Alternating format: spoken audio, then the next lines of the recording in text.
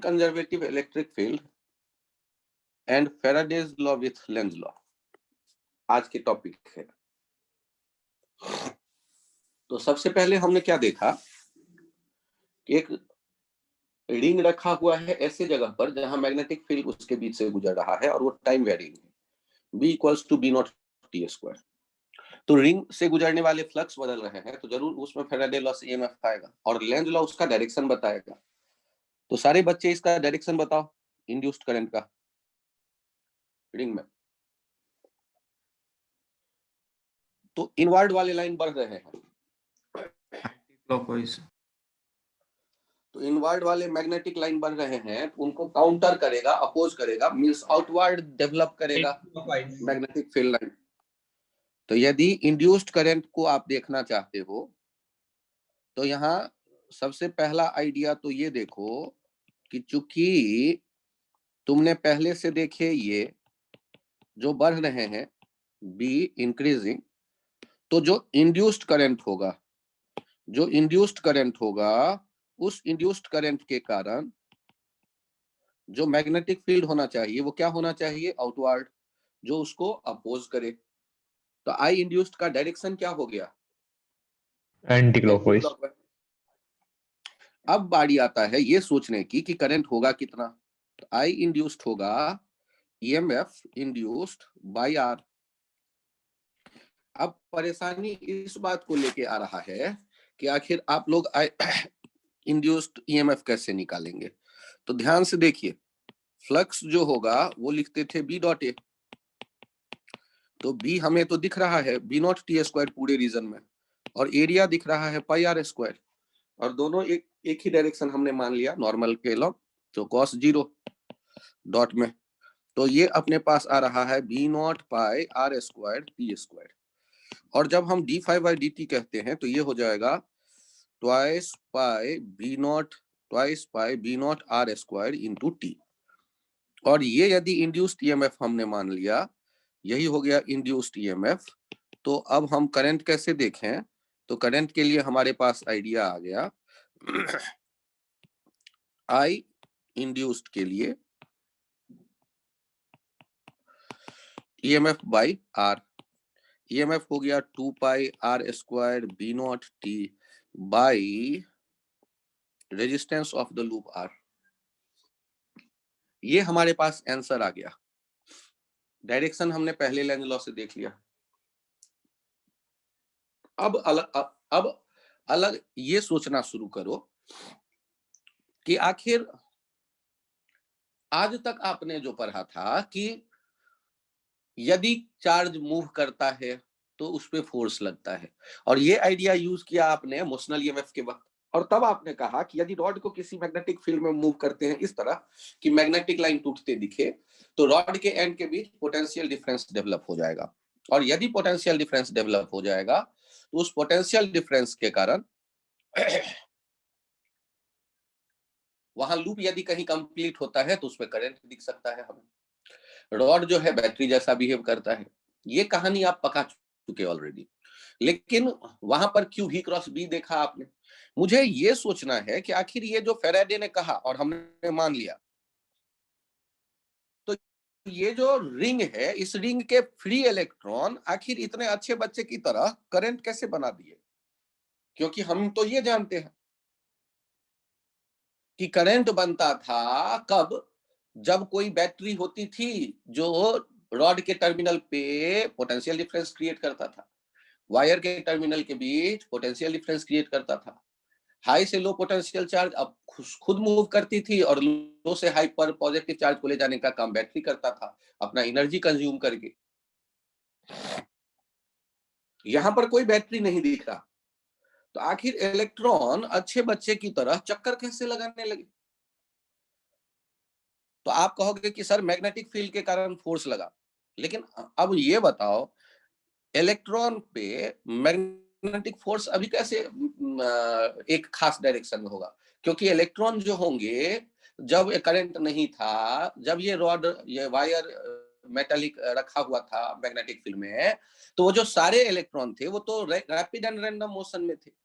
उस पे यदि क्यू वी क्रॉस भी सोचेंगे भी तो उनके डायरेक्शन रैपिड एंड रैंडम होगा। तो आखिर ये करंट आया कहां से? फैराडे ने कह दिया, हमने मान लिया करंट होगा भी इतना, लेकिन ये करंट आया कहां से? सर तो आप क्यों सोच रहे हो? फैराडे ने जब सोच लिया तो आप क्यों सोच रहे हो? तो यहां पर एक कंसेप्ट इंट्रोड्यूस किया गया है, और वो कंसेप्ट क्या है? वो कहता है कि, कंसेप्ट देखिएगा, कंसेप्ट क्या कह रहा है कि when magnetic field is varying in space, then electric field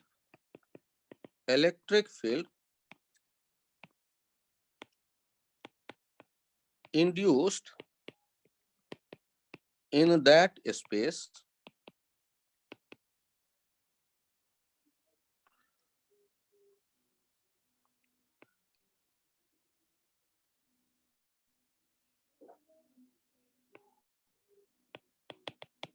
which is non-conservative in nature।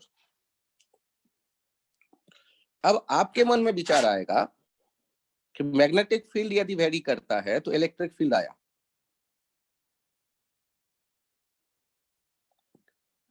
और ये नॉन कंजर्वेटिव है नेचर में, ऐसा कहा गया। तो फॉर, ये अलग से देखो कि फॉर कंजर्वेटिव फील्ड क्या होता था। फॉर कंजर्वेटिव इलेक्ट्रिक फील्ड हम जानते थे potential difference dV equals to minus EDR, और यदि ये क्लोज्ड पाथ पे देखते थे तो क्लोज्ड पाथ पे माइनस EDR जो होता था, जहां से चलना शुरू किए वहीं चले आए तो 0 हो जाता था। लेकिन for non conservative electric field, किसी क्लोज्ड पाथ पे जो आप देख रहे हो माइनस EDR, वो बराबर है माइनस d∅dt के। याद करो ना, d∅dt, यदि कोई क्लोज्ड पाथ है तो उसी क्लोज्ड पाथ से जो एरिया घिरा हुआ होगा उस एरिया के लिए d∅ आप देखोगे, d∅dt वहां से कैलकुलेट करोगे तो ये क्या दिख रहा है, E जब नॉन कंजर्वेटिव नेचर का है तो E.dr जो किसी भी क्लोज्ड पाथ पे आप देखोगे, E.dr ये किसके बराबर हो जाएगा? नेट वो उसी क्लोज्ड लूप के भीतर से गुजरने वाले फ्लक्स के लिए d∅dt के बराबर हो जाएगा।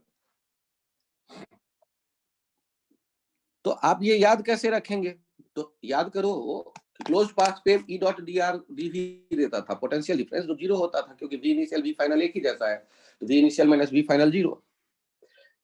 लेकिन जब वो dV पोटेंशियल डिफरेंस आप यदि किसी क्लोज्ड लूप के लिए फैराडे लॉ वाला देख रहे थे तो d∅dt लिखते थे, पोटेंशियल वो इंड्यूस्ड EMF। तो यहाँ E.dr वहां ये कहा गया कंसेप्ट में कि जब भी कभी किसी स्पेस में मैग्नेटिक फील्ड वेरी करेगा तो वहां इलेक्ट्रिक फील्ड अपने आप इंड्यूस हो जाएगा। और यहां ये भी ध्यान रखिएगा कि इलेक्ट्रिक फील्ड कंसेप्ट में becomes 0 when magnetic field becomes constant। magnetic field becomes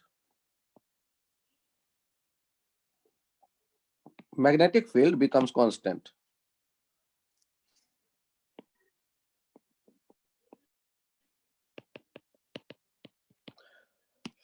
जितने देर ये वेरी कर रहा होता है मैग्नेटिक फील्ड, उतने ही देर इलेक्ट्रिक फील्ड आता है।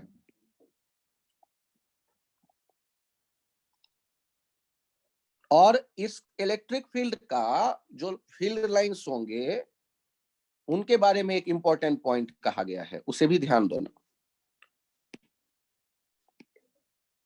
Electric non conservative electric field lines always form closed loop. Non conservative electric field lines, electric field lines always form closed loop। अब ये नॉन कंजर्वेटिव जो होगा इलेक्ट्रिक फील्ड लाइंस वो closed loop बनाता है, जबकि हमने जब इलेक्ट्रोस्टैटिक्स पढ़ा था तो स्टैटिक चार्ज जो इलेक्ट्रिक फील्ड क्रिएट करता था वो नेगेटिव पॉजिटिव चार्ज से स्टार्ट होता था और नेगेटिव पे खत्म होता था, वो कभी भी क्लोज्ड लूप नहीं बनाता था।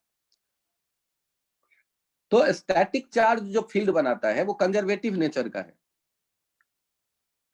लेकिन मैग्नेटिक फील्ड के वेरिएशन से जिस इलेक्ट्रिक फील्ड को आपने इंड्यूस्ड होते देखा, ये जो कंसेप्ट यहां डेवलप किया गया ये कहता है कि ये नॉन कंजर्वेटिव इलेक्ट्रिक फील्ड है और इनका जो फील्ड लाइंस होगा स्पेस में वो क्लोज्ड लूप बनाएगा। और किसी भी क्लोज्ड लूप से एसोसिएटेड जो फ्लक्स के वेरिएशन का रेट होगा d∅dt, वो उस क्लोज्ड लूप के अलोंग E डॉट dl के इंटीग्रेशन से प्राप्त वैल्यू के बराबर होगा। मतलब कोई भी क्लोज्ड लूप लोगे तो उस क्लोज्ड लूप से गुजर रहे होंगे मैग्नेटिक लाइन, मतलब वहां गुजर रहा है फ्लक्स, और फ्लक्स चूंकि भी बदल रहा है तो फ्लक्स बदल रहा है, तो फ्लक्स बदल रहा है तो वहां ईएमएफ आएगा। वो ईएमएफ किसके बराबर होगा? वो जो लाइन आपने चुना electric non conservative field lines, उसके अलोंग क्लोज्ड लूप पे जो ई डॉट डीएल आप कैलकुलेट कर रहे हो उसी लूप से एसोसिएटेड मैग्नेटिक फ्लक्स के बदलने के रेट के बराबर होगा। तो सर क्या ये इलेक्ट्रिक फील्ड लाइंस के होने के लिए मटेरियल मेटल का वहां होना जरूरी है? तो मैं कहूंगा ना, किसी भी स्पेस में यदि इवन वैक्यूम में यदि मैग्नेटिक फील्ड बदलेगा तो वहां इलेक्ट्रिक फील्ड अपने आप क्रिएट हो जाएगा, और उस इलेक्ट्रिक फील्ड का ऐसा सर्कुलर लूप बनेगा, ऐसा डिफरेंट शेप साइज के लूप बनेगा जिसके जिसके के परपेंडिकुलर वो मैग्नेटिक लाइन जा रहा हो या मैग्नेटिक लाइन पे लिपटता हुआ वो सारे लूप बनेंगे।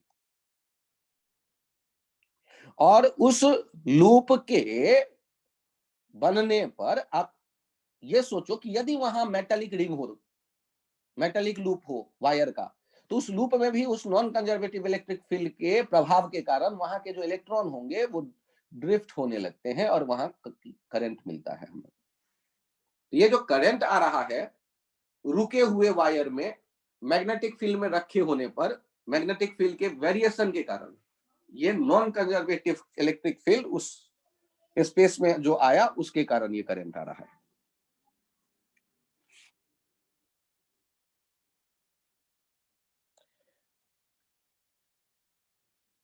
यहां देखिए इसका वैल्यू कैसे निकालेंगे। यदि आपसे कहा जाता है कि यहां एक सिलिंड्रिकल रीजन है,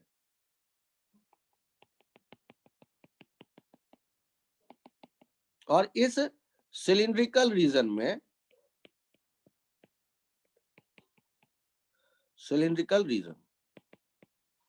इस सिलिंड्रिकल रीजन में मैग्नेटिक फील्ड लाइंस आउटवर्ड है, मैग्नेटिक फील्ड लाइंस इस सिलिंड्रिकल रीजन में मैग्नेटिक फील्ड लाइंस आउटवर्ड है,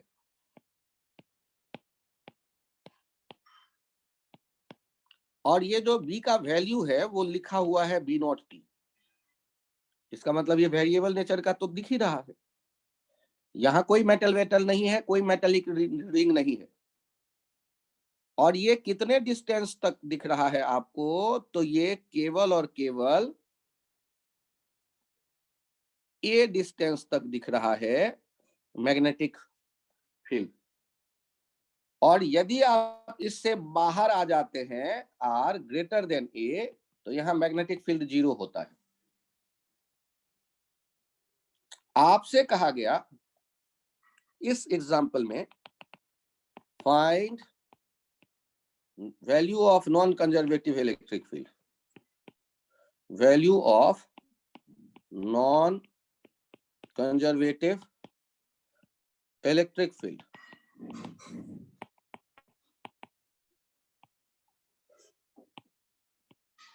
at a distance r from the axis of cylinder.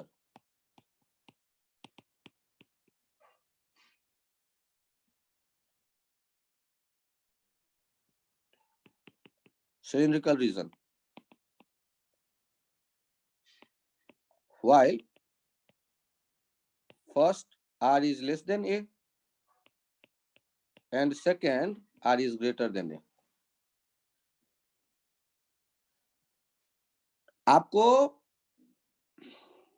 Electric field का वैल्यू बताने को कहा गया, तो यहां तो चार्ज दिख ही नहीं रहा कहीं, यहां तो केवल कहा गया है कि मैग्नेटिक फील्ड है और वो वेरी कर रहा है आउटवर्ड डायरेक्शन में आपकी स्क्रीन के। तो यदि चार्ज दिख ही नहीं रहा तो इलेक्ट्रिक फील्ड आएगा कहां से? तो यहां हमने क्या कंसेप्ट देखा कि स्पेस में कभी भी यदि मैग्नेटिक फील्ड बदलेगा तो इलेक्ट्रिक फील्ड अपने आप प्रकट हो जाएगा।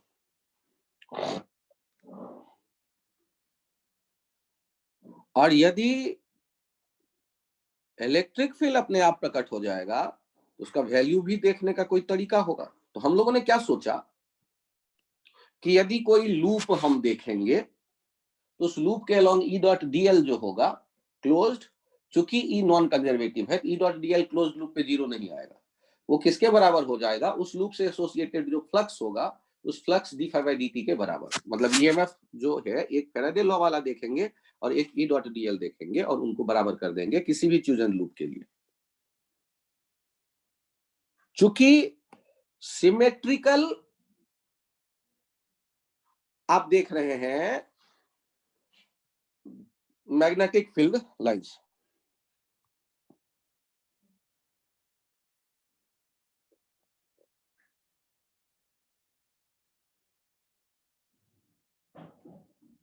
तो सिमेट्रिकल मैग्नेटिक फील्ड लाइंस में आप यहां गौर करो ना, आर डिस्टेंस पर आ गए,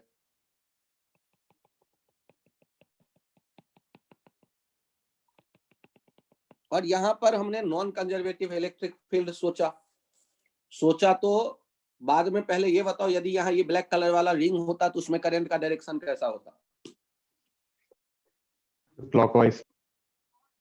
इन आउटवर्ड वाले लाइन बढ़ रहे हैं तो उनको कम करने के लिए इनवर्ड क्लॉकवाइज, बहुत बढ़िया वेदांत। और क्लॉकवाइज यदि होता तो इसका मतलब यहाँ यदि मेटेलिक रिंग होता तो उसमें जो करंट का डायरेक्शन होगा वो पॉजिटिव चार्ज का जो मूवमेंट का डायरेक्शन होगा वही इलेक्ट्रिक फील्ड का डायरेक्शन होगा। तो इलेक्ट्रिक फील्ड का डायरेक्शन हमने सोचा ये इस रिंग, इस इमेजिनरी रिंग पे, भले ही यहाँ मेटल नहीं है फिर भी जो इलेक्ट्रिक फील्ड को हम सोचेंगे यही रास्ता रखेंगे कि यदि वहां मेटालिक रिंग होता तो उसमें करंट दिखता क्लॉकवाइज, इसका मतलब ये जो नॉन कंजर्वेटिव फील्ड आएगा वो आएगा क्लॉकवाइज उस लूप पे। और यहाँ पर मैं इस लूप के अलोंग डीएल लेकर के चलते हैं, इस लूप के अलोंग डीएल लेते हैं। यदि इस लूप के अलोंग एक छोटा सा लेंथ ले लेते हैं डीएल, तो ध्यान से देखो इस केस 1 वाला जो केस है उनके लिए,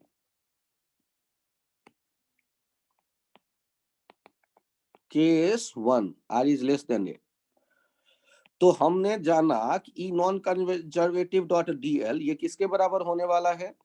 D phi by D T के। तो ई नॉन कंजर्वेटिव डीएल तो ये वैसे ही हो जाएगा ई नॉन कंजर्वेटिव, और वो हर एक पॉइंट पे एक जैसा होगा due to symmetry dot DL. और डी फाई कैसे लिखेंगे? B not T into pi R square, ये हो गया फाई। उसको डिफरेंशिएट करना है टाइम के रिस्पेक्ट में। ई नॉन कंजर्वेटिव देखो तो डीएल डीएल डीएल जब हम ऐड करेंगे तो कितना हो जाएगा? 2 pi are. DL DL DL जब हम ऐड करेंगे तो वो जो नॉन लूप चुना है आपने ब्लैक कलर वाला उसका टोटल लेंथ आ जाएगा, वो कितना हो जाएगा? 2 पाई आर। और उधर राइट साइड में देखो B not pi R square, ये तो कांस्टेंट है और dt बाई dt 1 हो गया। तो यहां से ई नॉन कंजर्वेटिव का वैल्यू कितना आ गया? B not r by 2, pi pi cancel out हो गया। ये कब है? जब r is less than a, मतलब इस सिलेंड्रिकल रीजन में r बढ़ता जाएगा, मतलब सिलेंड्रिकल रीजन के एक्सिस से दूर होते जाएंगे, कहां तक? सरफेस तक सिलेंडर के, तो इलेक्ट्रिक नॉन कंजर्वेटिव फील्ड जो है वो बढ़ती जाएगी। ये केस 1 हो गया। अब बारी आता है केस 2 पे एनालाइज करें। तो इसी तरह सोचते हैं केस 2 के लिए, r is greater then a, E non conservative dl, ये क्या हो जाएगा? d फाई, ध्यान से देखना, फाई b नॉट t, और इलेक्ट्रिक फील्ड क्या पूरे r दूरी में है? नहीं, केवल a तक है, तो पाई a square b not t into pi a square by dt। E non conservative 2 pi r हो गया और b not pi a square हो गया। तो ई नॉन कंजर्वेटिव का जो अब वैल्यू आया b not a square by 2r। तो जब हम आउटसाइड आ जाएंगे सिलिंड्रिकल रीजन से, तो आउटसाइड आने पर हम क्या देख रहे हैं कि वहां जो मैग्नेटिक फील्ड है ये r ग्रेटर देन ए पे r बढ़ेगा और E कम होगा।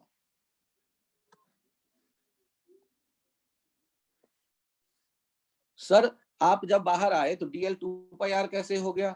अरे तो जो सर्कुलर लूप आपने चुना वो r रेडियस का है, 2 पाई r ले लिया, तो 2 पाई r E non conservative into 2 पाई r हो गया ये E डॉट ds। और राइट साइड में जब हमने फ्लक्स सोचा, तो फ्लक्स इसलिए केवल ए रेडियस के एरिया में सोचा क्योंकि उसके बाहर मैग्नेटिक फील्ड नहीं है। ये गिवन है क्वेश्चन में, ये गिवन इन क्वेश्चन कि मैग्नेटिक फील्ड केवल भीतर है उस सिलिंड्रिकल रीजन के,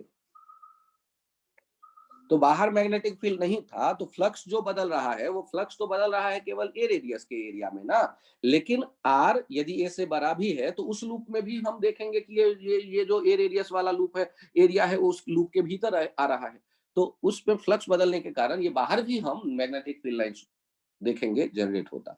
लेकिन जैसे जैसे रेडियस बाहर बढ़ती जाएगी, लूपों के अक्रॉस जो इलेक्ट्रिक फील्ड का वैल्यू होगा वो कमजोर होता जाएगा। तो आपके पास इस सिलिंड्रिकल रीजन में देखने के लिए एक आ गया है इलेक्ट्रिक फील्ड का ग्राफ कि ये सेंटर से सिलिंड्रिकल रीजन के रेडियस तक बढ़ेगा और उसके बाद कम होता जाएगा। सर आपने यही ग्राफ कैसे बनाया? तो यहां पर देखो फॉर्मूला, इधर क्या है? ई नॉन कंजर्वेटिव था बी नॉट आर बाई 2, और यहां पर क्या है? ई नॉन कंजर्वेटिव है B not A square by 2r, B not A square by 2r। तो यहाँ पर ई नॉन कंजर्वेटिव ये जो है वो कौन सा रूल फॉलो कर रहा है? y इक्वल्स टू mx वाला। और ये कौन सा फॉलो कर रहा है? E non conservative into r equals to constant, मतलब ये xy equals to constant follow कर रहा है, रेक्टेंगुलर हाइपरबोला जैसा। इसलिए इधर क्या होगा? r के बढ़ने के साथ साथ ये कम होता जाएगा, और एक्सेस से जैसे जैसे सरफेस तक आएंगे सिलिंड्रिकल रीजन के, इलेक्ट्रिक फील्ड का वैल्यू ताकतवर होता जाएगा। तो जनरली सिलिंड्रिकल रीजन सिमेट्री के लिए देता है ऐसे क्वेश्चन में, क्योंकि यदि सिलिंड्रिकल रीजन देता है तो सिमेट्री से नॉन कंजर्वेटिव फील्ड का सर्कुलर सोचना आसान है। यदि कोई और रीजन दे देगा तो लूप को लेते वक्त हम थोड़े टेंशन में आ सकते हैं, और सर्कुलर लूप लेने पर ई डॉट डीएल का वैल्यू कैलकुलेट करना बहुत आसान है। यदि रैंडम मैं कोई लूप ले लूंगा तो वहां ये परेशानी अपनी बढ़ जाएगी कि आखिर ई डॉट डीएल कैसे कैलकुलेट करें।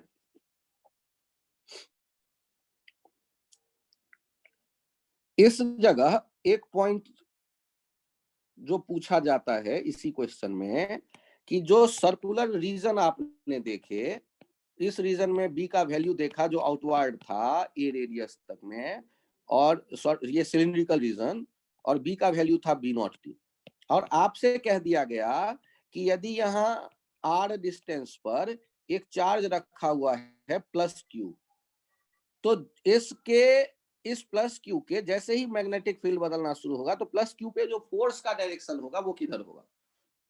तो याद करो यहाँ क्या करना, पहले ये रिंग सोचना, एक रिंग में इंड्यूस्ड करंट का डायरेक्शन सोचना, इंड्यूस्ड करंट को इनवर्ट जनरेट करना पड़ेगा, और आई इंड्यूस्ड का डायरेक्शन सोचना, तो इलेक्ट्रिक फील्ड नॉन कंजर्वेटिव दिख जाएगा, और इलेक्ट्रिक फील्ड नॉट कंजर्वेटिव इसी लूप के टेंजेंट के लॉन्ग दिख जाएगा कहीं भी, तो उस क्यू पे लगने वाला फोर्स भी दिख जाएगा। कैसा दिख जाएगा? Q E.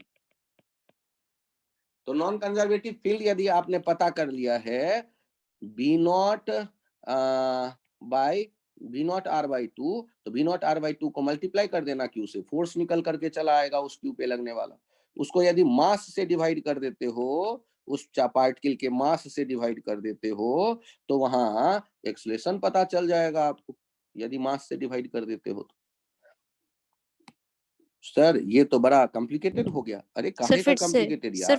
सर फिर से बहुत जल्दी जल्दी बोल दिया ये आपने। ये रिंग सिलिंड्रिकल रीजन है जिसमें मैग्नेटिक फील्ड दिख रहा है इनवर्ड, और उसका वैल्यू है बी नॉट टी। तो अभी अभी आपने क्या पता किया, आर डिस्टेंस पे इलेक्ट्रिक फील्ड नॉन कंजर्वेटिव का वैल्यू कितना आया था? B not R by two. कैसे पता किया था? तो यहाँ पर मैंने एक लूप सोचा था, और उस लूप के लिए D phi by D T जो उस लूप में था, और उस लूप के लिए ई नॉन कंजर्वेटिव डॉट डीएल हमने देखा उसी लूप के लिए, और यहाँ पर क्या आ गया था, B not T into pi R square D by D T, ये फ्लक्स हो गया, बी ए ये फ्लक्स हो गया बाई डी टी, और ये E non conservative into two pi R, ये हो जाएगा टू पाई आर। ये अपने पास आ गया नॉन कंजर्वेटिव का वैल्यू, लेफ्ट साइड में हो गया B not pi R square, और राइट साइड में हो गया E non conservative two pi R. अब ये पाई कैंसिल आउट हो गया, एक आर कैंसिल आउट हो गया, ई नॉन कंजर्वेटिव का वैल्यू आ गया, कितना आ गया? ई नॉन कंजर्वेटिव का वैल्यू आ गया B not R by two. याद करो ना, अभी अभी ये डिराइव किया। तो आपको उसका डायरेक्शन कैसे हमने सोचने के लिए कहा कि यदि यहाँ होता, क्या होता, यदि यहाँ मेटल का रिंग होता तो उसमें इंड्यूस्ड करंट इधर होते। क्यों? क्योंकि ये जो बी का डायरेक्शन था ये था क्या? आउटवर्ड। बी का डायरेक्शन किधर था? आउटवर्ड। तो जो इंड्यूस्ड करंट आता उसके कारण किधर दिखाना चाहिए मुझे? वो बाहर वाला आउटवर्ड बढ़ रहा है तो इनवर्ड, और इंड्यूस्ड करंट का जो डायरेक्शन होगा वही नॉन कंजर्वेटिव फील्ड का भी डायरेक्शन होगा, और वही यदि यहाँ पर कोई प्लस क्यू चार्ज रखा हुआ होता इस बदलने वाले मैग्नेटिक फील्ड के स्पेस में जिसका मास m होता, तो बताओ इस क्यू पर लगने वाला फोर्स कितना होता? Q into E non conservative, और एक्सलेशन चाहिए तो F by M, Q into E non conservative by M. क्या ये आइडिया समझ में आ गया? Yes sir. यदि ये आर डिस्टेंस पे इधर कहीं होता, R is greater than A, तो यहाँ पर इलेक्ट्रिक फील्ड कैसे देखा आपने? डायरेक्शन तो वही था, और इसका वैल्यू आया था B not A square by two R, और इस जगह आपको चार्ज पे लगने वाला फोर्स चाहिए, यदि प्लस क्यू रखा होगा तो जो एम मास का, तो इस पे जो फोर्स लगेगा वो कैसा दिखेगा? वो भी उसी तरह दिखेगा, उसी डायरेक्शन में जिधर ई नॉन कंजर्वेटिव है। ई नॉन कंजर्वेटिव इस रीजन के बाहर भी जो लूप देखेंगे उनमें क्लॉकवाइज ही लेना पड़ेगा, जिससे कि इनवर्ड वाले मैग्नेटिक लाइंस जनरेट हो सके, क्योंकि आउटवर्ड वाले मैग्नेटिक लाइंस बढ़ रहे हैं।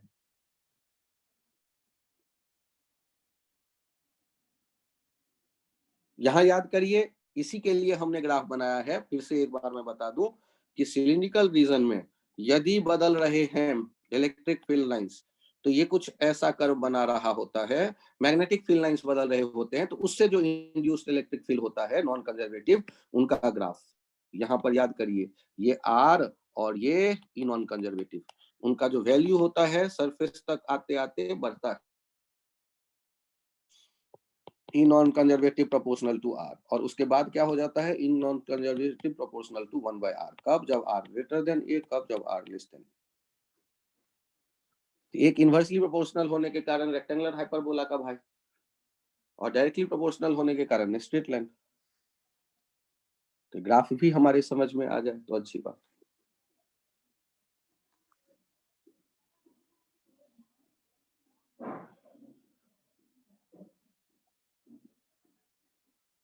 यहां एक इंटरेस्टिंग पॉइंट देखिए कि ये सिलिंड्रिकल रीजन है, ध्यान से देखिएगा। इस सिलिंड्रिकल रीजन में एक रॉड रखा हुआ है ऐसे, मेटालिक रॉड, और यहां मैग्नेटिक फील्ड हमने जो कुछ देर देखा था वही फिर से देखो, आउटवर्ड रेडियस के अलोंग ये मेटालिक रॉड रखा हुआ देखो। और अब मुझे बताओ इस रॉड के MN वाले पॉइंट के क्रॉस क्या EMF डेवलप होगा? कहोगे कि सर मोशन तो है नहीं, तो EMF काहे का? तो मैं याद दिलाता हूं आपको कि यदि किसी सर्कुलर रिंग को रखा देखते तो रिंग में EMF आता d∅dt और उसमें करंट दिखता E इंड्यूस्ड बाय R से। तो इसका मतलब रिंग जो मेटालिक है उसमें तो EMF आया था। सर वो तो लूप था तब ना EMF हमने देखा d∅dt, रॉड में कैसे देखेंगे? अरे वही तो मैं कह रहा हूं कैसे देखेंगे। तो सर यहां नहीं होगा, ऐसे ही आपको नहीं दिखेगा तो इसका मतलब नहीं होगा। अच्छा पहले ये बताओ, मैंने रिंग में उस स्पेस में जहां मैग्नेटिक फील्ड बदल रहा था, रिंग रेस्ट पे था, फिर भी मैंने करंट आते दिखाया और करंट लाने का काम करता था EMF, वो EMF आया फैराडे लॉ से d∅dt से। और वो जो EMF था उसके पीछे मैंने आगे कहानी ये बताई कि वहां नॉन कंजर्वेटिव इलेक्ट्रिक फील्ड बना, वही है उस EMF के लिए जिम्मेदार। और वही नॉन कंजर्वेटिव इलेक्ट्रिक फील्ड जो है वही इलेक्ट्रॉन को ड्रिफ्ट कर पाया, जिसके कारण करंट मिला मुझे उस रिंग में। तो सर आप क्या कहना चाहते हो कि जो रिंग में EMF आया था उसके लिए जिम्मेदार था नॉन कंजर्वेटिव इलेक्ट्रिक फील्ड? तो हाँ यार मैं वही कहना चाहता हूं। तो यहां भी देखो आप लोग, यहां नॉन कंजर्वेटिव इलेक्ट्रिक फील्ड जो दिख रहा है वो कैसे दिख रहा है? डिस्टेंस बदलने के साथ वो बदल रहा है। ये जो रॉड है इस रॉड में होगा फ्री इलेक्ट्रॉन, लेकिन फ्री इलेक्ट्रॉन को चूंकि ये रेडियस के लॉन्ग रॉड है, ये नॉन कंजर्वेटिव इलेक्ट्रिक फील्ड के कारण जो उस पे फोर्स लगेगा वो फोर्स कितने डिग्री पे लग रहा है? 90 डिग्री पे रॉड के। पहले तो नॉन कंजर्वेटिव फील्ड का डायरेक्शन हमने सोचना जो था वो शायद गलत सोचा है हमने। सर क्लॉकवाइज आएगा ना? हाँ वो कैसा आना चाहिए था डायरेक्शन? क्लॉकवाइज। तो ये डायरेक्शन मैं पहले ठीक कर दूं। क्लॉकवाइज क्यों? क्योंकि ये मैग्नेटिक फील्ड बढ़ रहा है आउटवर्ड, तो इनवर्ड जनरेट करने की टेंडेंसी होगी वहां पर करंट के ये। तो ये देखो, ये E non conservative double dash, ई नॉन कंजर्वेटिव डैश, ये ई नॉन कंजर्वेटिव। तो क्या ये इलेक्ट्रॉन को किसी एक जगह इकट्ठा कर पाएगा जिससे पोटेंशियल डिफरेंस रॉड में डेवलप हो जाए? ये तो 90 डिग्री पे लगा रहा है फोर्स, रॉड के 90 डिग्री पे निकाल के तो ये ले ही नहीं जा सकता। तो यहां MN के अक्रॉस कोई पोटेंशियल डिफरेंस डेवलप नहीं होगा, क्योंकि वो रेडियस के लॉन्ग है MN रॉड। और इलेक्ट्रिक फील्ड जो वहां नॉन कंजर्वेटिव था 90 डिग्री पे था, रेडियस के वो जो सर्कुलर लूप था उसके टेंजेंट के लॉन्ग, इमेजिनरी सर्कुलर लूप। तो आप कहोगे कि सर ये तो मैं पहले ही कह रहा था, इसमें कौन सा बड़ा तीर मार लिया आपने, आप बेकार का टाइम मेरा खराब कर दिया। ये तो मैंने वैसे ही तुक्का भेज दिया था कि कोई EMF नहीं होगा। वेट कर लो, ये जो लूप है ये इसमें नहीं होगा। आप बड़े अच्छे बच्चे हैं, नहीं होगा। ये यहां पर मैंने रॉड फिर से लिया, ये रॉड मैंने फिर से लिया, जिस रॉड का जो लेंथ है रॉड का लेंथ है r, लेंथ ऑफ रॉड या लेंथ ऑफ रॉड, और r जो है वही रेडियस भी है, r radius of cylindrical region, radius of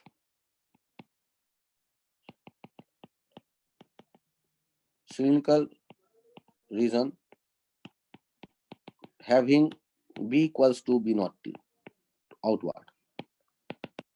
अब यहां यदि r आपको अच्छा ना लगे तो a कह लो या b कह लो, जो भी लिया था हमने a, ये लेंथ भी a कह दिया, और यहां पर पॉइंट है mn। अब mn के अक्रॉस हमें ईएमएफ चाहिए, वही सिलिंड्रिकल रीजन, यहां मेटालिक रॉड, और आप ईएमएफ देखना चाहते हो mn के क्रॉस कितना होगा, ये इस एग्जांपल में पूछा गया। तो फिर कहानी पकाते हैं कि सर यदि लूप रहता वेरिएबल मैग्नेटिक फील्ड वाले जगह पर तो मैं d∅dt बताता आपको ईएमएफ लूप में, लेकिन आप लूप दे ही नहीं रहे, जबरदस्ती कर रहे हो क्वेश्चन के साथ और दे देते हो रॉड, तो उसमें ईएमएफ कैसे दिखाऊं, मैं कैसे बताऊं आपको? यही मैं सिखाना चाहता हूं, कैसे बताएं आप मुझे। पहले तो ये बताइए कि ईएमएफ लाने का काम करता कौन है? Changing magnetic field, changing magnetic field से जनरेट होने वाला नॉन कंजर्वेटिव इलेक्ट्रिक फील्ड कौन करता है ईएमएफ लाने का काम? चेंज इन मैग्नेटिक फील्ड के कारण जनरेट होने वाला नॉन कंजर्वेटिव इलेक्ट्रिक फील्ड। कारण सोचो, मोशनल ईएमएफ में रॉड को आप मोशन में डालते हो तो उसके इलेक्ट्रॉन मोशन में आते हैं, तो उस पे लगता है Q V cross B magnetic field का फोर्स। तो मैग्नेटिक फील्ड में मोशनल ईएमएफ देखते वक्त हमारा कॉज था ईएमएफ जनरेट होने का इलेक्ट्रॉन पे लगने वाला Q V cross B force, जिसके कारण वो एक कोने में जाके जमा हो जाते थे रॉड में और ईएमएफ क्रिएट करते थे, क्योंकि इलेक्ट्रिक फील्ड बनाते थे फिर ईएमएफ क्रिएट करते थे, वो था मोशनल ईएमएफ। लेकिन यहाँ पर मोशन है ही नहीं, रॉड तो बैठा हुआ है, रॉड बैठा हुआ है तो क्यू वी क्रॉस बी सोचेंगे नहीं, यहाँ केवल बी बदल रहा है, तो बी बदलने से नॉन कंजर्वेटिव फील्ड जनरेट होता है। नॉन कंजर्वेटिव इलेक्ट्रिक फील्ड के कारण जो इलेक्ट्रॉन होंगे, फ्री इलेक्ट्रॉन्स होंगे रॉड में, मेटालिक रॉड में, उन पे फोर्स लगेगा, उस फोर्स के कारण वो एक तरफ एक कोने में जाके जमा हो सकते हैं, जिसके कारण ईएमएफ बन सकता है। इस डिटेल को सब नहीं देख पाते, तो इस डिटेल को एडवांस के लिए जमा करके रखा जाता है कि आप बड़े अच्छे बच्चे हो तो चलो एडवांस खेल के देखते हैं। सर पहले मेंस, अरे मेंस तो 20 से 5 क्वेश्चन पे भी निकल जाता है। आप देखो यहाँ पर नॉन कंजर्वेटिव फील्ड को देखो, क्या उसका एक कंपोनेंट आएगा रॉड के लेंथ के अलोंग? यहाँ पर नॉन कंजर्वेटिव फील्ड को देखो, क्या रॉड के अलोंग लेंथ के अलोंग कंपोनेंट आएगा इन नॉन कंजर्वेटिव का? तो हाँ आएगा। तो रॉड के अलोंग जो फील्ड का कंपोनेंट आएगा n से m की तरफ, ऊपर से नीचे की तरफ, तो वहां जो फ्री इलेक्ट्रॉन होगा वो जाएगा उस नॉन कंजर्वेटिव फील्ड का जो कंपोनेंट आ रहा है लेंथ के अलोंग, उसके अपोजिट। तो n पे कौन जमा हो जाएगा? माइनस, और m पे कौन हो जाएगा? प्लस। तो यहाँ EMN हमें मिलेगा और वो नॉन जीरो होगा। सर निकालोगे कैसे? हाँ ये खास बात है, निकालेंगे कैसे? ई नॉन कंजर्वेटिव डॉट DL करके निकालेंगे हमसे, आधे 1 घंटे में आ जाता है। कहलाता है मूर्खों वाला रास्ता, अक्लमंदों वाला रास्ता 2 मिनट बाद चर्चा करते। पहले तो ये दिखे आपको कि इस रॉड में डेवलप होगा ईएमएफ, तब तो कहानी बताऊं आगे का कि इसे ढूंढे कैसे। दिखेगा ही नहीं तो फिर ढूंढेंगे क्यों? तो पहले ये देखो कि यहाँ पर रॉड के लेंथ के लॉन्ग नॉन कंजर्वेटिव फील्ड का आएगा कंपोनेंट, उस कंपोनेंट के कारण फ्री इलेक्ट्रॉन मूव करेंगे और वो फ्री इलेक्ट्रॉन जाएंगे n के पास जमा हो गए, वहां निगेटिव टर्मिनल बन गया और m के पास पॉजिटिव, ये बैटरी जैसा बिहेव करने लगेगा रॉड, मतलब इसमें ईएमएफ आया है।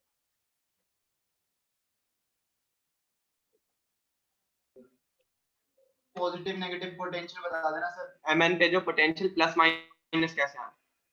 इलेक्ट्रिक फील्ड का कंपोनेंट का डायरेक्शन बताओ। आवाज आ रही है? इलेक्ट्रिक फील्ड के कंपोनेंट का डायरेक्शन क्या दिख रहा है आपको, ग्रीन कलर का? यस सर, वो एन से एम दिख रहा।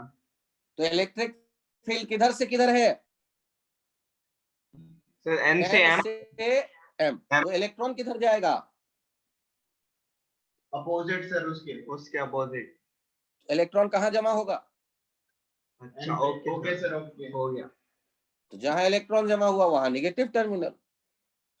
लफड़ा इस बात को लेके नहीं है कि इलेक्ट्रॉन जमा हुआ, टेंशन इस बात को लेके है कि अब ये ईएमएफ कितना होगा ये निकालो।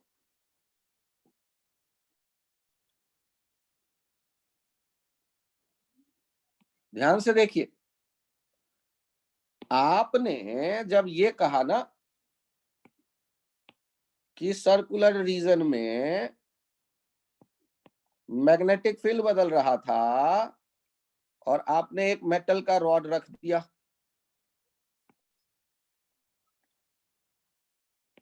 एन एम, इसे ओ कह देता हूं। बी का वैल्यू बी नॉट टी आपको पता है आउटवर्ड।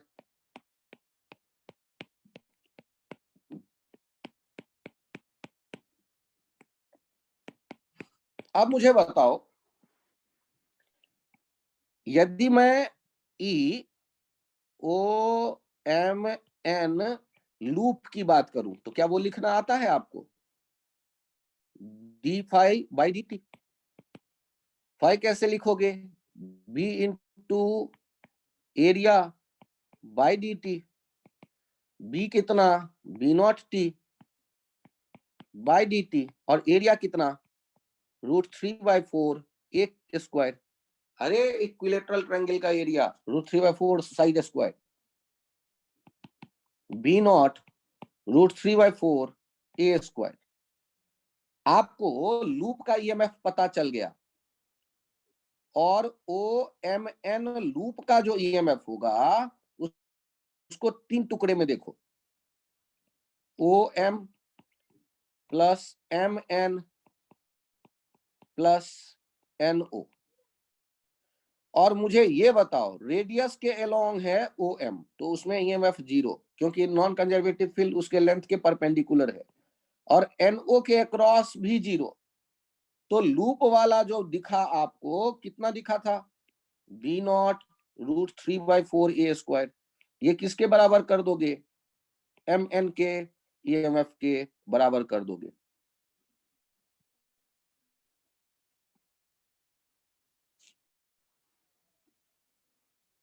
सर मेरे तो एकदम समझ में नहीं आया। अरे नॉन कंजर्वेटिव फील्ड को देखो, नॉन कंजर्वेटिव फील्ड के डायरेक्शन को देखो। यहां पर क्या कोई कंपोनेंट लेंथ के लॉन्ग आएगा? एनओ पे और ओएम पे नहीं आएगा। Perpendicular जबकि आएगा। जबकि जबकि एनएम वाले पे आया था कंपोनेंट, जबकि एनएम वाले पे आया था कंपोनेंट, तो उसके कारण एनएम में तो ईएमएफ आएगा। और वो कितना आएगा? तो जो लूप में है वो लूप का जो भी होगा वो एनएम के कारण है। ओ एन और ओ एम में तो कोई ईएमएफ आएगा ही नहीं।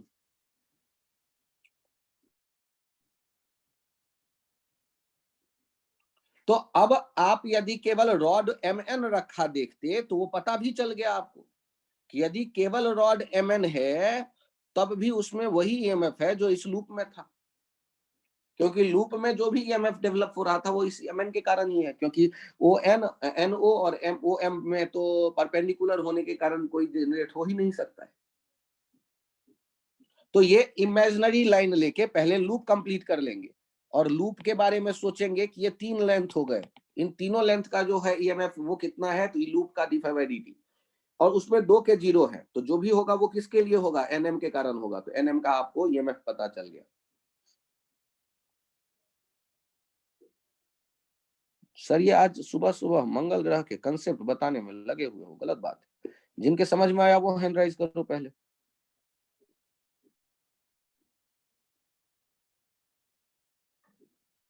बहुत बढ़िया। वृंदा एक बार और समझाऊं क्या?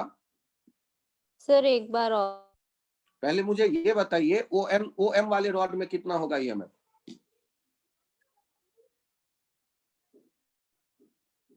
रेडियस के लॉन्ग रखा रॉड रहेगा तो उसके जो सर्कुलर लूप बनाते हैं उसका जो इलेक्ट्रिक फील्ड होता है वो तो परपेंडिकुलर हो जाता है ना, टेंजेंट और हाँ। रेडियस 90 डिग्री पे होते हैं। हम्म। तो नॉन कंजर्वेटिव फील्ड का रेडियस के लॉन्ग कोई कंपोनेंट नहीं बन पाता। तो रेडियस के लॉन्ग जो रॉड होता है उसमें कोई ईएमएफ जनरेट नहीं होता। तो दो रॉड रेडियस के लॉन्ग मैंने ले लिए, OM और ON, और उसमें कोई ईएमएफ नहीं होगा, ये मुझे पहले से पता है। और एक लूप दिखने लगा OM, ON और NM को लेकर के, उस लूप का फ्लक्स मुझे पता है d phi loop by dt के बराबर। और लूप में 3 टुकड़े हुए, 2 का है ही नहीं 0, तो जो बचा वो कौन बचा? MN। MN के MN। क्रॉस उतना ही होगा जितना उस लूप में होगा। ठीक है।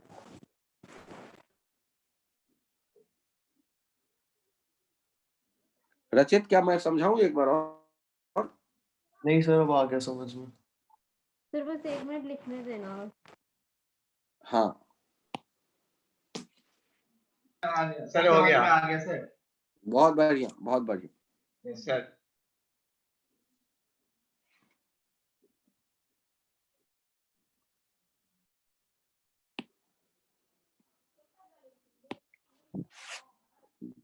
आपसे कहा गया कि ये एक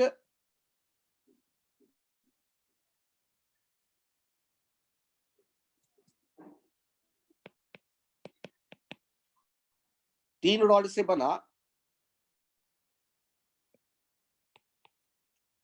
ट्रायंगल है जिसमें रेजिस्टेंस है OP का 2 ओम, रेजिस्टेंस है PQ का 1 ओम और OQ का 5 ओम। आपको B के बारे में बताया गया है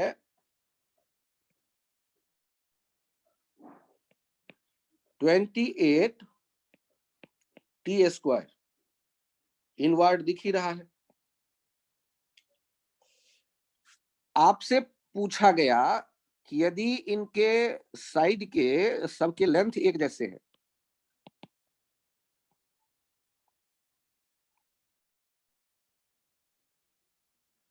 थ्री मीटर, तो आपको बताना है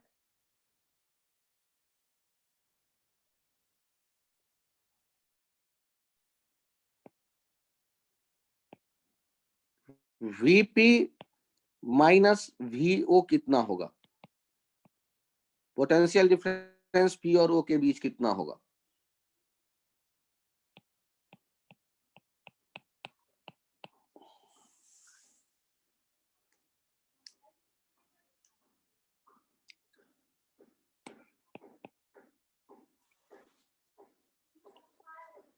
यदि थोड़ा और मेहनत करना चाहें तो VQ माइनस VP कितना होगा, और मेहनत करना चाहें तो VO माइनस VQ कितना होगा, ये हम ढूंढने की सोच रहे हैं।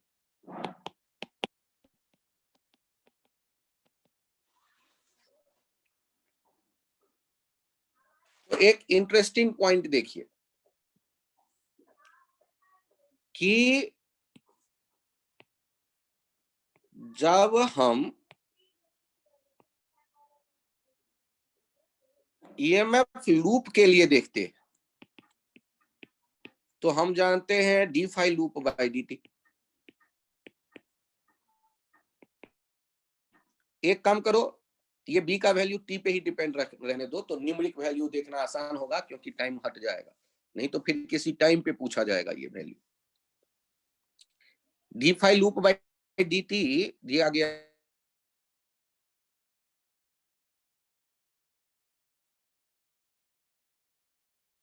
है, BA लिखेंगे, लिख रहा हूं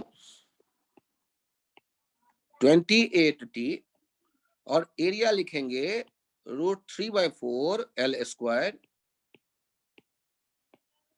बाई dt। ये हो जा रहा है 7